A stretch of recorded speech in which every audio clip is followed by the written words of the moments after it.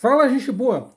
Bom, eu tinha mostrado, né, a vocês, iniciei o vídeo anterior mostrando a vocês uma foto daquele lugarejo, Singses, enfim, aquele lugarejo cujo nome mais parece um palavrão na Noruega, tá? E eu tinha me esquecido de dizer, tá, que o nosso amigo Jens Hansen Malm, ele era natural desse vilarejo, tá? Daí o fato de eu ter mostrado as fotos e mencionado esse lugar, tá? Uma outra informação que havia me esquecido, tá? É que esse vilarejo, que hoje faz parte do município de Middetre Galdal, não sei se essa pronúncia é correta, tá? Ele, de 1841 até 1964, esse vilarejo foi um município. E em 64 ele acabou sendo anexado a essa cidade de Galdar, ou Middetre Galdar, não sei se... Enfim, essa cidade aí, tá? Bom, voltando, né, eu tinha encerrado o vídeo anterior lendo um trecho da carta que nosso amigo Malum escreveu em 1852 para sua família, tá? Tem um outro trecho bem interessante, tá? E que foi escrito lá no século XIX, mas se ele tivesse sido escrito ontem, também não faria a menor diferença. Esse trecho da carta do nosso amigo Malum é a seguinte, tá? As leis deles são, de certo modo, severas. Se alguém rouba algo no valor de 8 dólares, dólar é uma moeda que era muito comum, que circulava, que era, obviamente, era muito comum lá na região da Escandinávia, lá no século XIX. É uma moeda já extinta, já desaparecida, né? Se alguém rouba algo no valor de 8 dólares, é enforcado. A não ser que tenha dinheiro suficiente para indenizar. Mas se tiver dinheiro de sobra, pode fazer o que quiser e ainda sair livre. No Rio de Janeiro, é possível comprar testemunhas falsas por R$ 6.000.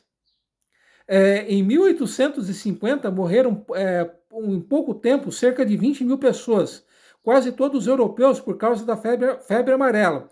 E eles não dão aqui mais valor à morte de uma pessoa do que se dar valor à morte de um cachorro na Noruega. Então, como eu repetindo o que eu disse ainda há pouco, se o nosso amigo, se essa carta ela tivesse sido escrita ontem ou há uma hora atrás, não faria a menor diferença. Passaram 60 e 70 anos e não mudou rigorosamente nada. Bom,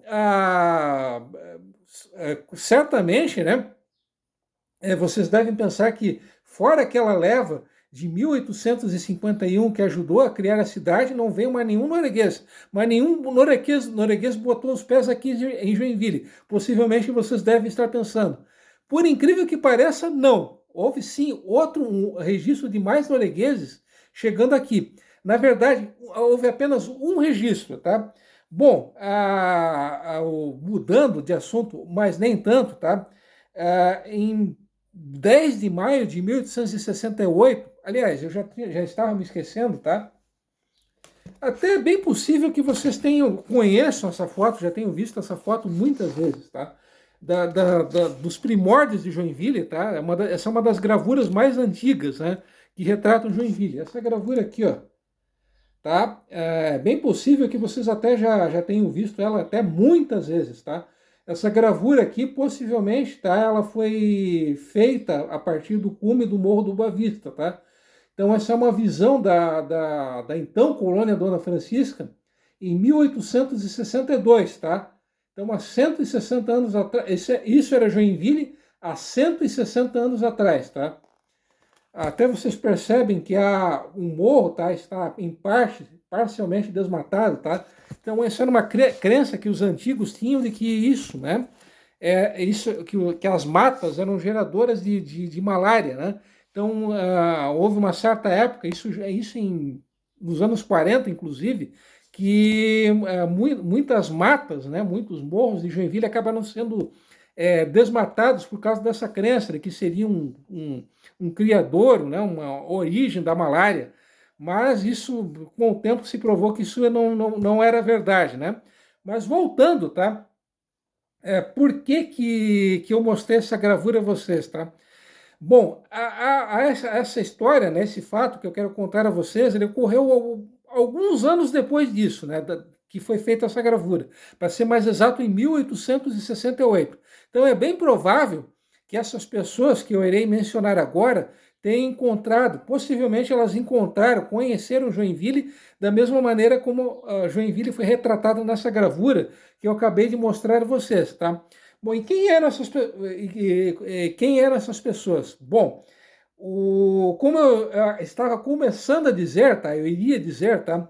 Em 10 de maio de 1868 saiu do porto de Hamburgo um navio a vapor chamado Victoria, Victoria com C mudo, tá? Esse navio, Victoria, ele chegou um pouco mais de 2 meses depois. Em 12 de julho de 1868, ele acabou atracando, acabou chegando a São Francisco, ao porto de São Francisco. Esse navio ele tinha 83 passageiros a bordo, 83 imigrantes, obviamente. Praticamente todas essas 83 pessoas, quase todas elas, eram imigrantes oriundos da Prússia e de Holstein. A Prússia, como é mais do que sabido, é um daqueles 25 países que pouco tempo depois, para ser mais exato, em 18 de janeiro de 1871, um daqueles países que se uniram para formar a Alemanha. E Holstein, para quem não sabe, é hoje parte do Estado alemão de Schleswig-Holstein. Essas duas regiões que formam esse estado, que eu acabei de mencionar, a região de Schleswig e de Holstein, de 1460 até 1864, essas regiões eram dois ducados controlados pela Dinamarca. Tanto que uma das línguas oficiais do que hoje é o estado de Schleswig-Holstein é o dinamarquês. Então, existem algumas comunidades dinamarquesas que ainda vivem nessa região. Inclusive, parte se vocês pegarem um mapa, né, a Dinamarca ela está localizada em uma península, que é a península da Jutlândia, né? Até 1920, parte dessa península foi controlada pela Alemanha. Então, enfim, essa região que eu acabei de mencionar, ela ainda tem uma ligação muito forte com a Dinamarca, né? Mas voltando, né, como eu havia dito, praticamente todas essas 83 pessoas ou eram da Prússia ou eram dessa região que eu acabei de mencionar, né, que durante mais de 400 anos pertenceu à Dinamarca. Pois bem, entre esses 83 passageiros, existiam 6 noruegueses.